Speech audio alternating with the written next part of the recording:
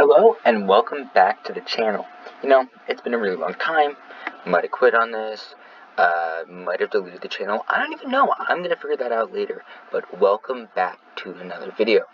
Today, we're going to be doing something very simple. It's an NFL mock draft. Now, I might not be one of the most qualified person or people to talk about these prospects, as I really don't know much about them. I mean, I've seen some highlights, watched some tape, whatever, but really what my perspective will be an individual team needs.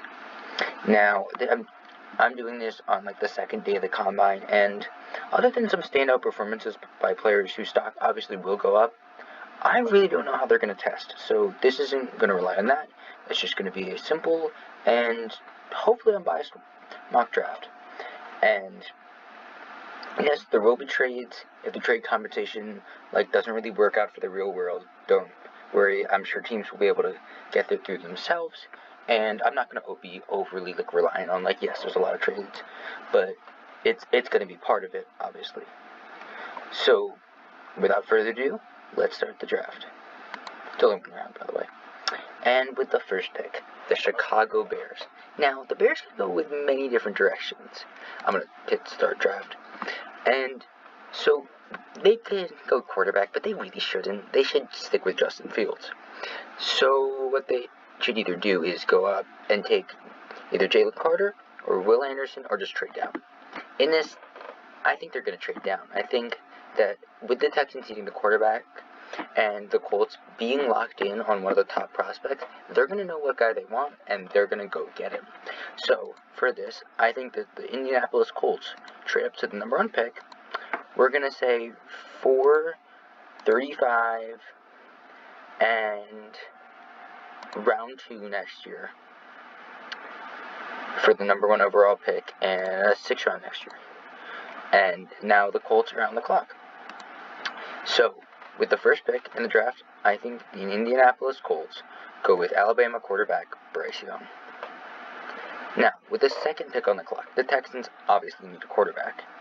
Although Will Levis is graded as the number 2 quarterback on this board, I think it's going to end up being C.J. Stroud. C.J. Stroud does everything well. He can run, he can work the pocket, and Levis is a project. I really think Stroud is a much more talented overall and ready to go. And I think that's what D'Amico Ryans is going to want for his team.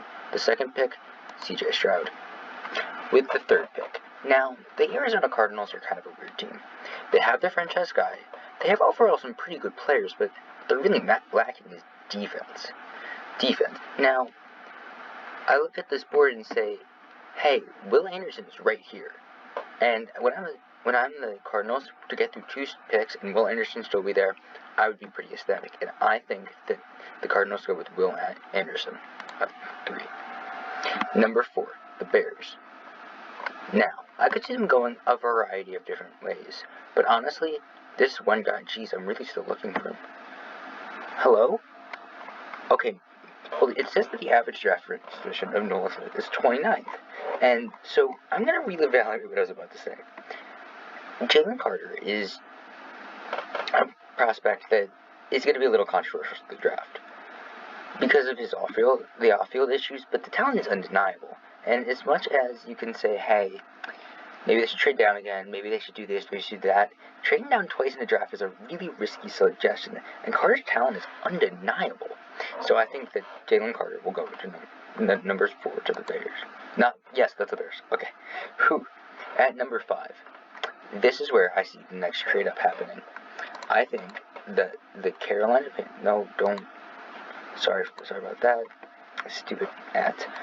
I think that the next trade up is going to be the Carolina Panthers trading up. It says that they're not trading for this pick. I'm pretty sure they're going to be interested in trading up. So I think first and second, and they get the 3rd round pick, and they will throw in a 4th next year. We're going to force the trade, and now the Panthers are on the clock. I think that this is where they go with Florida quarterback Anthony Richardson. He's a project guy, yes, but the talent there is undeniable. They have always needed a quarterback. They've needed one since Cam Newton started to decline. I think that's where he goes. With the 6th pick, I think, now I'm drafting more on need because haven't seen a lot of these players' tapes, but this is a position that you always need in the league, and that is a cornerback. Cornerbacks are so valuable, and with Jeff Okudah coming back and being pretty good, they still need a guy opposite them, and that's why I'm going to take Devin Witherspoon from Illinois. At the 7th pick, I think this pick should be pretty obvious. They don't have a quarterback. They can't go into the next year starting Jarrett Stidham? Yeah, probably Stidham. They can't do that. So that's why I think they go Will Levis from Kentucky. In the 8th pick, Falcons. It seems like they've needed this position forever, but it is an edge rusher. And I'm staring at a guy at the top of the board who's pretty dynamic. Tyree Wilson is a great prospect, and I think that he goes to the Falcons at 8. And at 9, the Seattle Seahawks. I think that they really could use a little bit of defensive help. You know, there's really an interior lineman good enough in this draft that could be value on this pick. And really, when you look at, I can't pronounce his name, Kalia Kansi, what he just tested at the combine was ridiculous. He is huge and he runs fast. And that's why I think he goes to the Seattle Seahawks at 9. At number 10. I don't know why they have wide receiver listed as one of their top needs. They literally have 2 amazing wide receivers. So I'm going to go a different direction with this pick. As we know, there's been a lot of aging on the line, and I think they really go tackle here. When Lane Johnson's getting older, and they don't really have a successor plan for him. So I think that's why they go Pierce Gronsky out of Northwestern. Now the Titans. I really think that they would be looking to go quarterback if they had the picks, but they really don't. So instead, I think that they give Malik Willis another weapon to try and improve him. I think Treylon Burks could be a pretty good wide receiver, but Quentin Johnson has the potential to be really good, and that's why I think they go with him there. Now the Texans. Oh my god, the Texans need a lot of things. But really, I think they go best player available at this point. And I think that best player right now is going to be Christian Gonzalez. His measurables, I think, are pretty good. And he's a fast player, he's a dynamic weapon on defense, and I think that's where they go here. This would be to go opposite Derek Stingley, and hopefully that pairing can be solid for the next, 10 years, really. Or if Stingley gets injured, 3. Yeah, that might be high. Next, the New York Jets. The New York Jets need line help.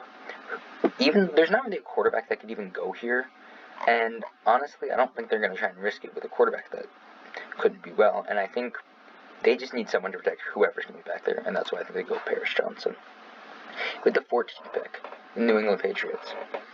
They need an edge rusher, and luckily sitting right here is Myles Murphy, who I think might be underranked because I literally did not see him, and probably would have gone higher, but I think he falls to them and they just scoop him up. Next up is the Green Bay Packers.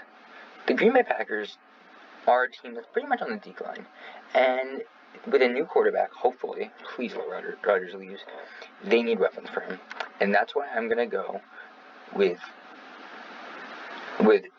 Notre Dame tight end Michael Mayer. Now, that might sound like a risky pick because he's supposed to go lower, but again, they don't draft conventionally. They don't have a tight end because I don't think Robert Tonyan's either that good or even going to be healthy. So that's where I think they go here. Help out Jordan Love, please. With the next one is the Washington Commanders. Another team that would be very happy to go and out and get a quarterback. And I think that's actually what they do. But what I think they do is I think they trade down. I think I'm looking at probably, I didn't really plan this route beforehand. I'm doing this on the fly, obviously. There's a lot of good. So who is needed? Do you know who would? No, Jerry Jones would not trade up with them. Who is? I'm looking at this Bengals route. Let's see. Well, who did I say would be interested? No. I'm gonna say the Cincinnati Bengals would. No, actually, do you know who would actually make a swing at it? The Chargers. Well, no, I don't. Well, I think this. Yeah, I think the Bengals make a swing at this. They trade up about 12 spots. The 2nd round pick, and let's go about 5th this year. And we're gonna force this trade.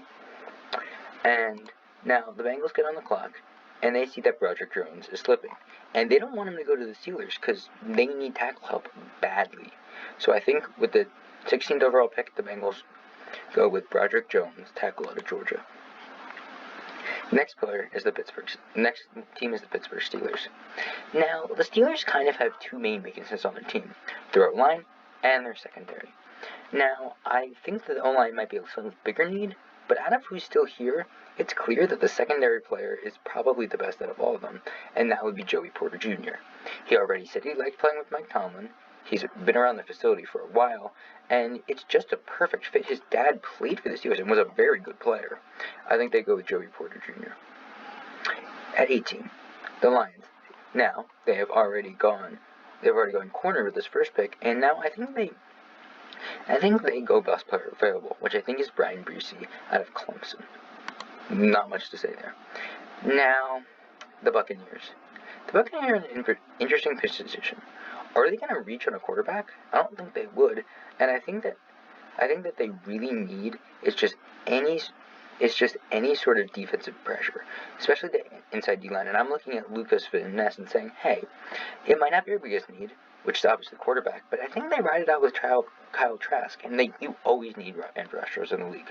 Always. Now the Seahawks. Seahawks can go many different ways here, but currently I'm looking at Nolan Smith and going, wow, he probably should have gone a little higher. Same way with Brian Bresee. He's falling. We're going to take him. Next, the Chargers. It's time to get a receiver to effectively replace Keenan Allen, and that receiver is probably Jordan Addison. Jordan Addison's a dynamic weapon who I really think could have gone a couple picks higher, maybe to the Steelers, Packers, even the Patriots. They really do need a receiver, unlike what this says. And so I think Jordan Addison's going to go there. Next, the Ravens. Wow, has it been looking like they have needed a receiver for years. And I'm not even going to try and pronounce this man's name because I don't even know how it starts. But Jackson Smith, in his name, the wide receiver from Ohio State, I think goes here. He's a pretty good player. I do know he has injury issues, but I think he can overcome them. Except for the fact that he's on the Ravens, and the Ravens are notorious for having some really bad trainers. Best of luck to him, and my condolences. With the Vikings pick. Now, Harrison Smith is getting pretty old, and he's going to eventually need a replacement. But for now, while he's still pretty good, I think Brian Branch can line up pretty well across from him, and that's who they're going with. With the 24th pick, the Jaguars. Now, I think they could go many different ways here, but it's always good to support your franchise guy, and that's why I'm giving them Zay Flowers from Boston College. I almost think he could go a little higher than this too, but it is what it is based on the situation.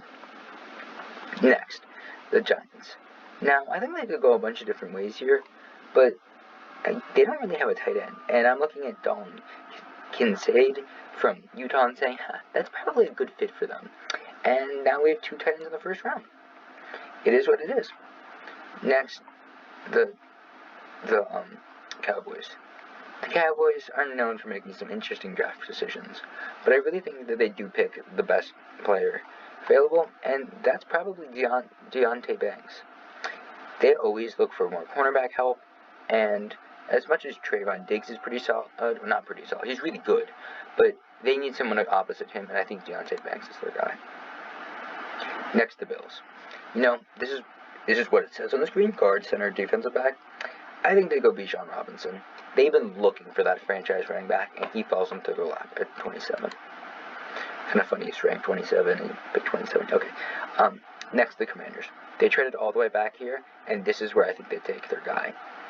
No, I don't think it's going to be Tanner McKee. I think it's going to be, just scroll down. Okay, maybe it's not going to be him, because I did not realize it was the rank that low. It is going to be Tanner McKee. I take that back. Tanner McKee, quarterback, very solid. Next, the Saints. They wish they could go quarterback here, but there's absolutely no way they reach this far. And so I think they're going to go and try and solidify some of their cornerbacks with Tyreek Stevenson. The Eagles. The Eagles are one of the final teams on the clock, previously taking tackle Peter Stronsky at 10. So I think that they actually do go with a wide receiver here and take Josh Downs from North Carolina. He's a dynamic option, and I think they have him ranked a little low, and I think he's going to do really well there. Next, the Chiefs. I think the Chiefs are really in the position to take the best player available, but O'Cyrus Torrence is a very good guard, and I could see him starting there for a very long time. It says it's grading my draft. I don't actually think it grades it, but here's the overall draft. No, I don't want that. Here's the overall draft board. If you like what you see, subscribe. And if you don't like what you see, don't subscribe. Click off the video, block me, report me. You know, all the good stuff. Thank you for tuning in.